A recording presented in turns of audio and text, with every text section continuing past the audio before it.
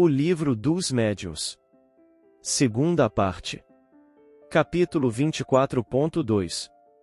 Distinção dos bons e dos maus espíritos. Se a identidade absoluta dos espíritos, em muitos casos, uma questão acessória e sem importância, não é a mesma coisa a distinção dos bons e dos maus espíritos. Sua individualidade pode nos ser indiferente, sua qualidade, não. Em todas as comunicações instrutivas, é sobre esse ponto que deve se concentrar toda a atenção, porque só ela pode nos dar a medida da confiança que podemos dar ao espírito que se manifesta, seja qual for o nome sob o qual o faça. O espírito que se manifesta é bom ou mau? A qual grau da escala espírita pertence? Aí estão as questões mais importantes. Ver a escala espírita, no Livro dos Espíritos, no 100. Julgam-se os espíritos, como se julgam os homens, por sua linguagem. Suponhamos que um homem receba 20 cartas de pessoas desconhecidas, pelo estilo, pelas ideias, por numerosos sinais, enfim, julgará aquelas que são instruídas ou ignorantes, polidas ou mal educadas, superficiais, profundas, frívolas, orgulhosas, sérias, levianas, sentimentais, etc. A mesma coisa acontece com os espíritos, deve-se considerá-los correspondentes que jamais vimos e se perguntar o que pensaria do saber e do caráter de um homem que dissesse ou escrevesse semelhantes coisas. Pode-se colocar como regra invariável e sem exceção, que a linguagem dos espíritos está sempre em relação com seu grau de elevação. Não somente os espíritos realmente superiores só dizem coisas boas, mas as dizem em termos que excluem da maneira mais absoluta toda a trivialidade, por boas que sejam essas coisas, se forem manchadas por uma só expressão de baixeza, é um sinal indubitável de inferioridade, com a mais forte razão se o conjunto da comunicação fere a conveniência por sua grosseria.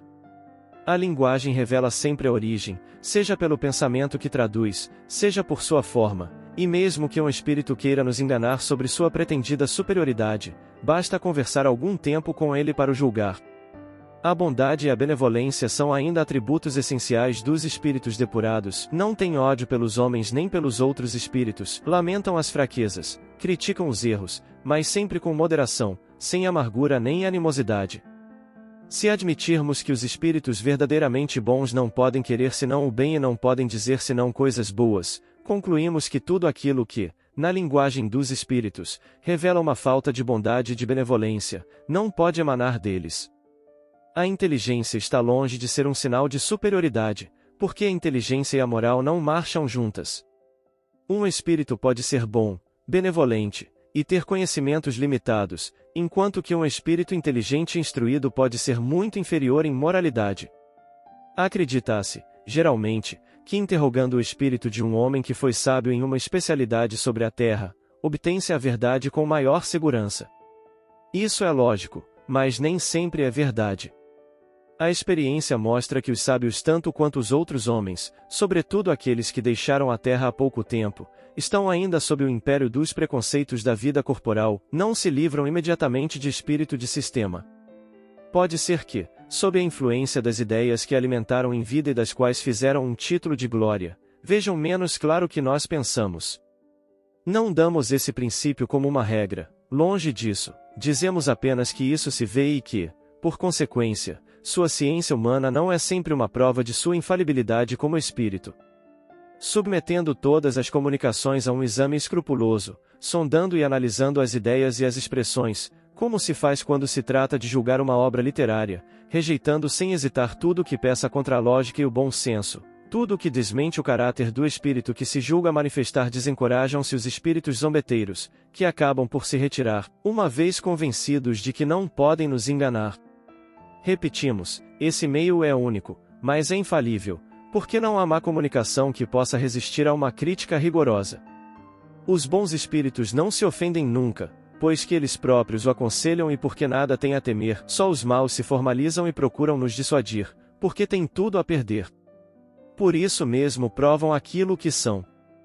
Eis a esse respeito, os conselhos dados por São Luís, seja qual for a confiança que inspiram os espíritos que presidem seus trabalhos, há uma recomendação que não cansamos de repetir e que deveriam ter sempre presente no pensamento quando se entregarem a seus estudos é de pesar e de amadurecer, de submeter ao controle da razão mais severa todas as comunicações que recebem, de não negligenciar, desde que um ponto lhe pareça suspeito, duvidoso ou obscuro, de pedir as explicações necessárias para formar sua opinião.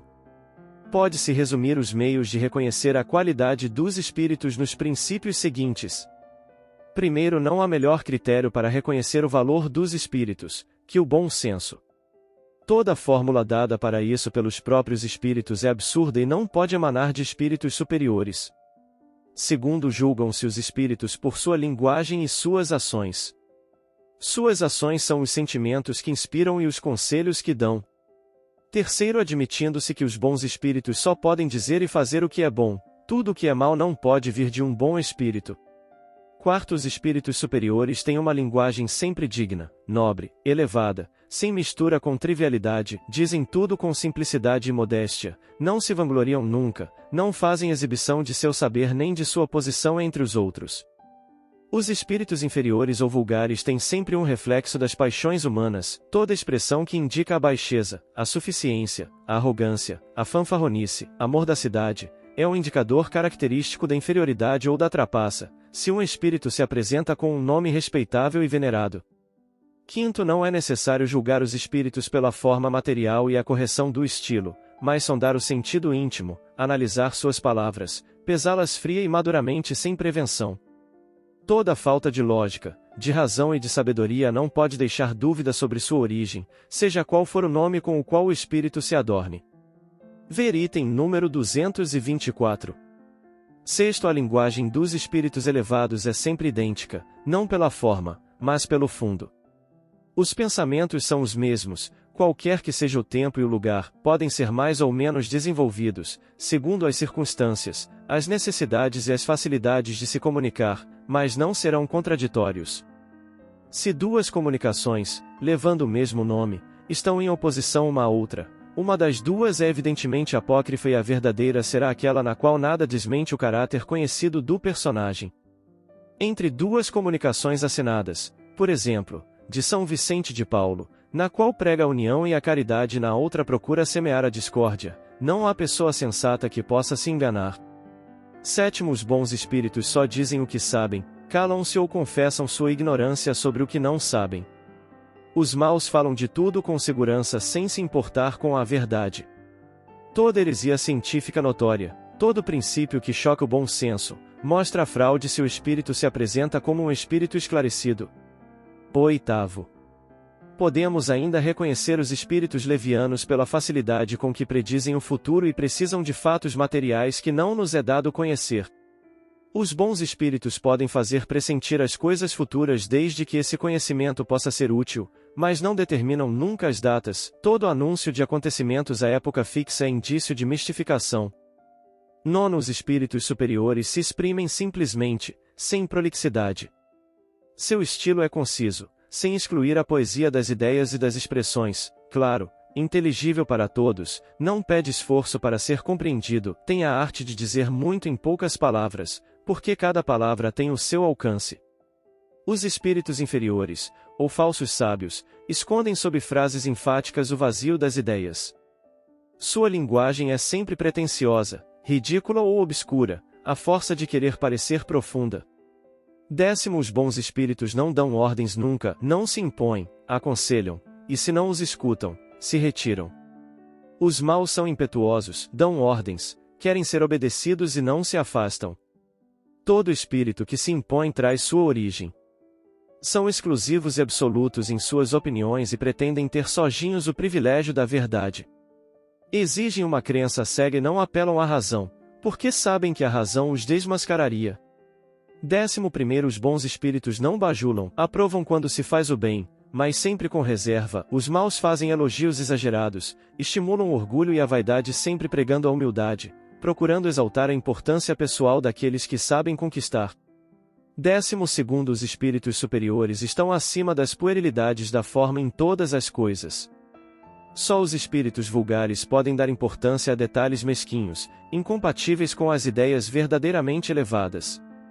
Toda prescrição meticulosa é um sinal certo de inferioridade e de trapaça da parte de um espírito que usa um nome imponente. 13º, é necessário desconfiar de nomes bizarros e ridículos que certos espíritos tomam para se impor à credulidade. Seria absurdo tomar esses nomes a sério. 14º, é necessário igualmente desconfiar dos espíritos que se apresentam muito facilmente sob nomes extremamente venerados e não aceitar suas palavras, senão com grande reserva. É aí que um controle severo é indispensável, porque é frequente uma máscara que usam para fazer crer a pretensas relações com espíritos excelsos. Por esse meio, bajulam a vaidade do médium e aproveitam para induzi-lo a atos lamentáveis ou ridículos. 15º, os bons espíritos são muito escrupulosos sobre os procedimentos que podem aconselhar, não têm nunca, em todos os casos, senão um só objetivo sério e eminentemente útil. Deve-se, então, olhar como suspeitos todos aqueles que não tenham esse caráter, ou sejam condenados pela razão, refletir maduramente antes de empreendê-los, porque se exporiam a mistificações desagradáveis.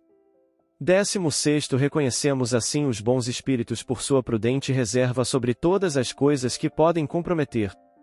Repugna-lhes desvendar o mal, os espíritos levianos ou malfazejos gostam de mostrá-lo. Enquanto que os bons procuram amenizar os erros e pregam a indulgência, os maus os exageram e sopram a discórdia por insinuações pérfidas. 17º, os bons só prescrevem o bem. Toda máxima, todo conselho que não é estritamente conforme a mais pura caridade evangélica não pode ser obra de bons espíritos.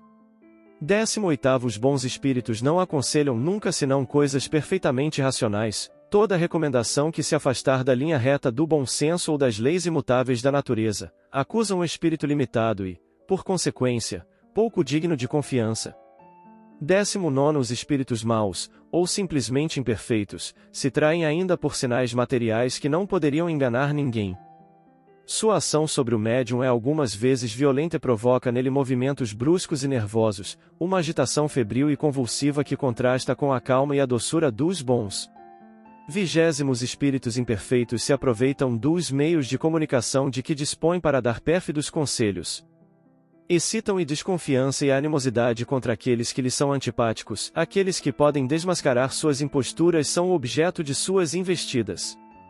Os homens fracos são seus alvos preferidos, para induzi-los ao mal empregando sucessivamente os sofismas, os sarcasmos, as injúrias e até os sinais materiais de sua força oculta para melhor convencer, tratam de desviá-los da vereda da verdade.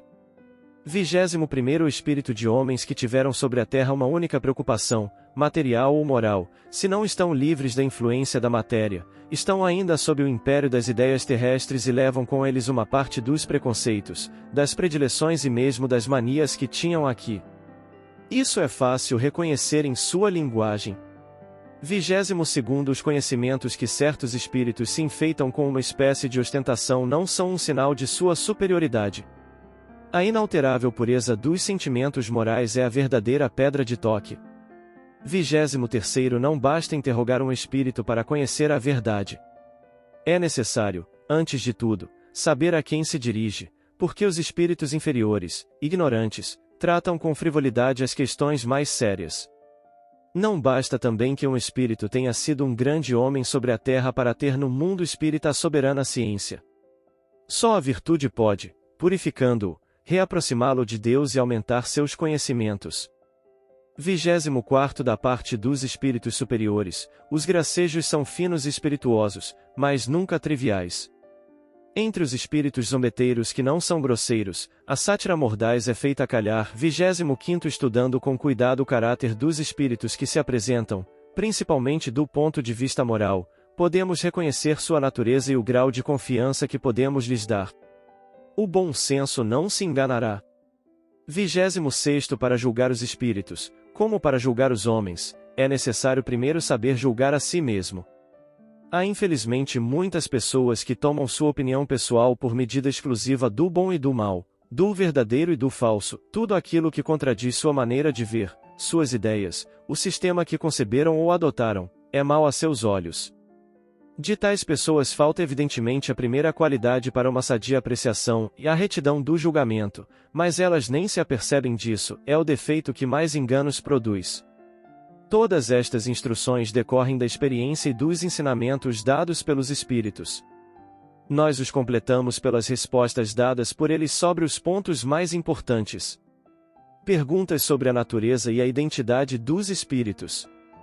Por quais sinais pode-se reconhecer a superioridade ou inferioridade dos Espíritos? Por sua linguagem, como se distingue um estouvado de um homem sensato? Como dissemos, os espíritos superiores não se contradizem nunca e só dizem coisas boas. Só querem o bem, é a sua preocupação. Os espíritos inferiores estão ainda sob o império das ideias materiais, seus discursos se ressentem de sua ignorância e de sua imperfeição. Não é dado senão aos espíritos superiores conhecer todas as coisas e julgá-las sem paixão. A ciência, num espírito, é sempre um sinal certo de sua elevação? Não, porque ele ainda está sob a influência da matéria, pode ter seus vícios e seus preconceitos.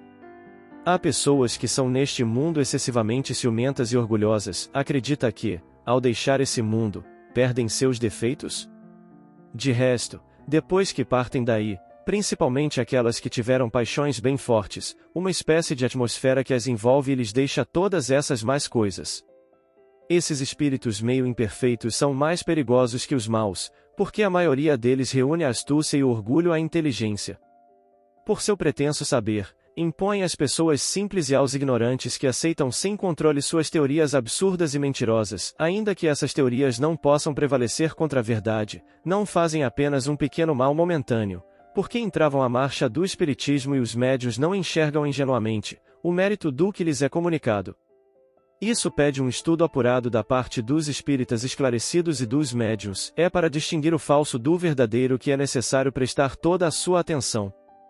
Muitos espíritos protetores se designam sob nomes de santos ou de personagens conhecidos, devemos crer nisso? Todos os nomes de santos e de personagens conhecidos não bastarão para fornecer um protetor para cada homem. Entre os espíritos, poucos é que tenham seu nome conhecido sobre a terra, é por isso que não dão seus nomes, mas todas as pessoas querem um nome, e então, para os satisfazer, eles tomam aquele de um homem conhecido e respeitado. Esse nome de empréstimo não pode ser considerado uma fraude? Seria uma fraude da parte de um mau espírito que quisesse enganar, mas quando é para o bem, Deus permite que seja assim entre os espíritos da mesma ordem, porque há entre eles solidariedade e similitude de pensamentos. Assim, quando um espírito protetor se diz ser São Paulo, por exemplo, não é certo que seja o espírito mesmo de São Paulo ou a alma do apóstolo desse nome? De maneira alguma, porque encontrarão milhares de pessoas a quem foi dito que seu anjo guardião é São Paulo ou um outro, mas o que importa, se o espírito que o protege é tão elevado quanto o São Paulo? Já disse, é necessário um nome, eles tomam um para se fazer chamar e reconhecer, como os homens tomam um nome de batismo para os distinguir dos outros membros da família. Podem também tomar aqueles dos arcanjos Rafael, São Miguel etc., sem que isso tenha maiores consequências. De resto, quanto mais um espírito é elevado, maior é sua irradiação, acredita, então, que um espírito protetor de ordem superior pode ter sob sua tutela centenas de encarnados. Entre os homens, na terra, há notários que se encarregam dos negócios de 100 ou 200 famílias, porque querem fossemos, espiritualmente falando, menos aptos à direção moral dos homens que aqueles na direção material de seus interesses. Por que os espíritos que se comunicam tomam o nome de santos? Eles se identificam com os hábitos daqueles a quem falam e tomam os nomes que são de natureza a fazer sobre o homem mais impressão em razão de sua crença. Certos espíritos superiores que se evoca vêm sempre em pessoa, ou, como creem alguns, vêm por mandatários encarregados de transmitir seus pensamentos? Por que não viria em pessoa, se o podem? Mas, se não puder vir, será forçosamente por um mandatário. O mandatário é sempre bastante esclarecido para responder como faria o espírito que o envia. Os espíritos superiores sabem a quem confiam o cuidado de substituí-los. Além disso, quanto mais os espíritos são elevados, mais se confundem num pensamento comum, de tal sorte que, para eles, a personalidade é indiferente, e o mesmo deve ser para os homens. Acredita, Então, que não haja no mundo dos espíritos superiores senão aqueles que conhecestes na terra, capazes de instruí-los? Os homens são tomados por tipos universais, que creem que fora de seu mundo não há mais nada. Parecem verdadeiramente aqueles selvagens que nunca saíram de sua ilha e creem que o mundo não vai além dela. Compreendemos que seja assim, quando se trata de um ensinamento sério, mas como espíritos adiantados permitem que aqueles de baixo nível usem nomes respeitáveis para induzirem erro por máximas às vezes perversas? Não é com sua permissão que o fazem, isso não acontece em seu meio? Aqueles que enganam serão punidos, acredita, e sua punição será proporcional à gravidade da impostura. Além disso, se você não fosse imperfeito, teria só bons espíritos ao seu redor, e se é enganado, a culpa é toda sua. Deus permite que seja assim para experimentar sua perseverança e seu julgamento e ensiná-lo a distinguir a verdade do erro, se não o faz é porque não está suficientemente elevado e tem necessidade de lições de experiência. Espíritos pouco elevados, mais animados de boas intenções e de desejo de progredir, não são algumas vezes delegados para substituir um espírito superior, a fim de lhes fornecer a ocasião de se exercer no ensinamento? Jamais, nos grandes centros, quero dizer, em centros sérios e para um ensinamento geral, aqueles que aí se apresentam o fazem sempre por decisão própria e, como disse, para se exercitar. Isso porque suas comunicações, ainda que boas, trazem sempre traços de sua inferioridade. Quando são delegados, só o são para as comunicações de pouca importância e para aquelas que se pode chamar pessoais. As comunicações espíritas ridículas são, às vezes, entremeadas de muito boas máximas. Como conciliar essa anomalia que parece indicar a presença simultânea de bons e de maus espíritos? Os espíritos maus ou levianos põem-se a sentenciar sem pensar no alcance ou na significação do que dizem. Todos os que fazem isso entre os homens são pessoas superiores? Não, os bons e os maus espíritos não trilham juntos, é pela uniformidade constante das boas comunicações que reconhecerá a presença dos bons espíritos. Os espíritos que induzem em erro têm consciência do que fazem? Não. Há espíritos bons, mais ignorantes e que podem se enganar de boa fé, quando têm consciência de sua pouca capacidade, reconhecem e só dizem o que sabem. Quando um espírito faz uma falsa comunicação, o faz sempre com má intenção. Não, se é um espírito leviano, se diverte a mistificar, não tem outra finalidade. Certos espíritos podem enganar por sua linguagem, podem também, aos olhos de um médium vidente, tomar uma falsa aparência? Isso acontece, mas dificilmente. Em todo caso, isso se dá com uma finalidade que os próprios maus espíritos não conhecem. Eles servem de instrumento para dar uma lição. O médium vidente pode ver os espíritos levianos e mentirosos como outros os ouvem ou escrevem sob sua influência. Os espíritos levianos podem se aproveitar dessa disposição para enganar com uma falsa aparência, isso depende das qualidades do espírito do médium. Para não ser enganado, basta estar animado de boas intenções. Os homens perfeitamente sérios, que não misturam a seus estudos nenhum sentimento de vancuriosidade, são também expostos a ser enganados? Menos que outros, evidentemente, mas o homem tem sempre algum comportamento que atrai os espíritos zombeteiros. Ele se crê forte e não o é, deve, então, desconfiar da fraqueza que nasce do orgulho e dos preconceitos. Não se levam muito em consideração essas duas causas das quais eles aproveitam, bajulando as manias estão certos de conseguir o que querem. Por que Deus permite que maus espíritos se comuniquem e digam mais coisas? Mesmo nesse caso que é o pior, há um ensinamento. Cabe às pessoas daí tirar esse ensinamento. É necessário que haja comunicações de todas as espécies para ensinar a distinguir os bons espíritos dos maus, e servir de espelho a todos. Os espíritos podem, por meio de comunicações escritas, inspirar desconfianças injustas contra certas pessoas e promover a discórdia entre os amigos? Espíritos perversos e ciumentos podem fazer todo o mal que os homens fazem, por isso é necessário ficar atento. Os espíritos superiores são sempre prudentes e reservados quando têm censuras, não dizem nada de mal, advertem com jeito. Se querem que duas pessoas, no interesse delas, cessem de se ver, farão nascer incidentes que as separarão de maneira natural. Uma linguagem própria a semear problemas e desconfiança é sempre proveniente de um mau espírito, seja qual for o nome que use. Assim, acolha com circunspecção o mal que um espírito possa dizer de um de vocês, sobretudo quando um bom lhe disse o bem. Desconfie de si próprio e de suas prevenções. Nas comunicações só tome o que há de belo, grande, racional e o que sua consciência aprova. Pela facilidade com que o mau espírito se intromete nas comunicações, parece que nunca se está certo da verdade? Sim, porque há um julgamento para os apreciar. À leitura de uma carta, podem saber reconhecer se é um grosseiro ou um homem bem educado, um tolo ou um sábio que escreve. Por que não poderia fazê-lo quando são espíritos que escrevem? Se recebem uma carta de um amigo distante, o que prova que a carta seja dele mesmo? Sua escrita, mas não há falsários que imitam todas as letras, tratantes que podem conhecer seus negócios? Entretanto, há sinais que não enganam. O mesmo acontece com os espíritos. Imagine, então, que é um amigo que escreve, ou que você lê uma obra de um escritor. Julgue pelos mesmos meios. Os espíritos superiores poderiam impedir os maus de tomar falsos nomes? Certamente poderiam, mas quanto mais são maus, mais teimosos e resistem às injunções. É bom que saibam também que há pessoas pelas quais os espíritos se interessam mais que a outras. Quando julgam necessário, eles sabem preservá-los do atentado da mentira. Contra essas pessoas os zombadores são impotentes. Qual é o motivo dessa parcialidade? Não é parcialidade, é justiça. Os bons espíritos se interessam por aqueles que levam seus conselhos a sério e trabalham seriamente para seu próprio aperfeiçoamento. Esses são seus preferidos e os ajudam. Pouco se inquietam com aqueles com os quais perdem seu tempo em belas palavras.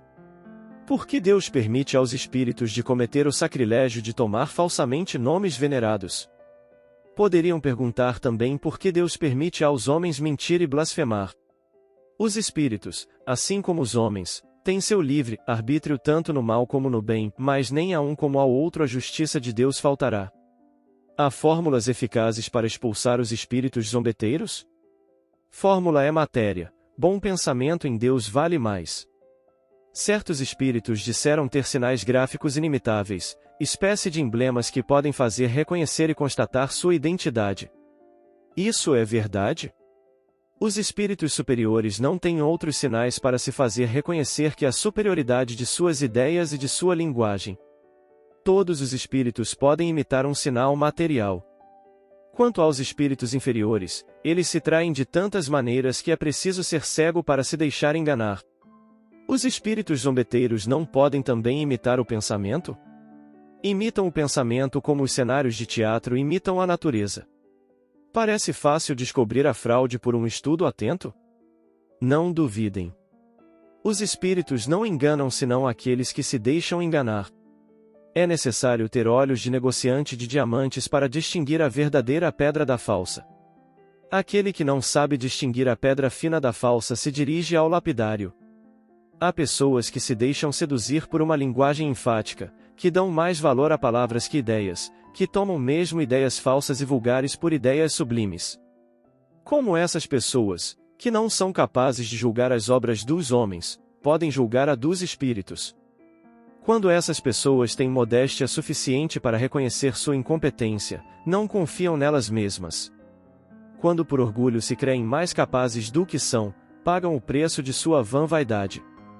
Os espíritos zombeteiros sabem bem a quem se dirigem, há pessoas simples e pouco instruídas mais difíceis de enganar que outras que têm espírito e saber.